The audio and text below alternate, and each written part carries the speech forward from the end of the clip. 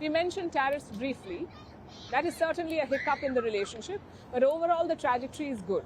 India and the US are drawing closer to each other and they're adding new facets to their ties.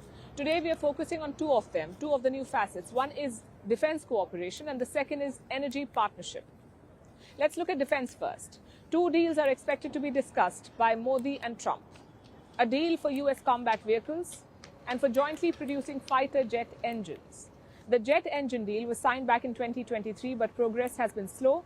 Plus, several deals are in the implementation stage, like the deal for drones.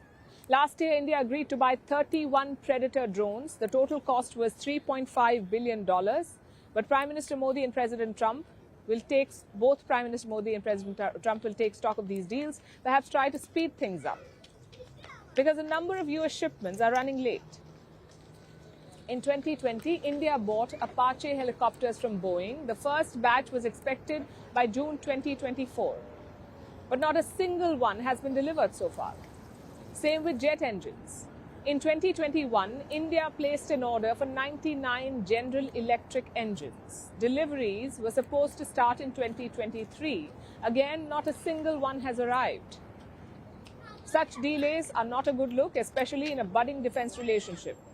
You see, India has historically bought weapons from Russia, but recently we've been diversifying. New Delhi wants to produce more weapons at home, of course. It also wants to pursue other sellers like France, America and Israel. Now, if you look at the numbers, you can see this pivot. From 2009 to 2013, the US made up just 8% of India's defense imports, 8%. Then from 2014 to 2018, it rose to 13%. But in the last 5 years, it has stagnated. The US is still stuck at 13%. And that's something that both leaders should look at. Because in the same time, France has gained a lot. They made up just 0.9% of India's defense imports from 2009 to 2013, 0.9%. And today, France makes up 33%. So what is it that Paris is doing that Washington is not? That's a question to look at. Equally important is India's defense exports. The US is the top market for Indian arms. It makes up 50% of all Indian defense exports. So the scope is immense, which brings us to the second facet, energy ties. India's petroleum minister has made it quite clear he wants to import more energy from the United States of America. Again, this is new. Most of our energy has come from West Asia and now Russia. The US is only the fifth largest supplier of oil. In the ongoing fiscal year, India imported oil worth $4 billion from America. That's 1.8% down from the year before. Then how can India and the US be energy partners? Well, thanks to LNG. That's liquefied natural gas. Right now, natural gas makes up just 6% of India's energy mix. The target is to take it up to 15% by 2030. And that means importing more. Reports say India's LNG imports could double by 2030. Enter America. The US is the world's largest LNG producer. Until recently, it was India's third largest supplier, but last year the US overtook the UAE. It is now the second largest LNG supplier, and more deals are being lined up.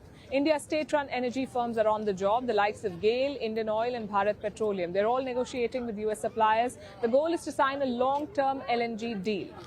Now, both these items are strategically important, energy and defense. They can transform bilateral ties. They can create a sort of strategic dependence, which in turn leads to closer ties. Of course, the risk is pretty obvious. You must be sure that you can trust the other side. Prime Minister Modi seems to have that trust in America.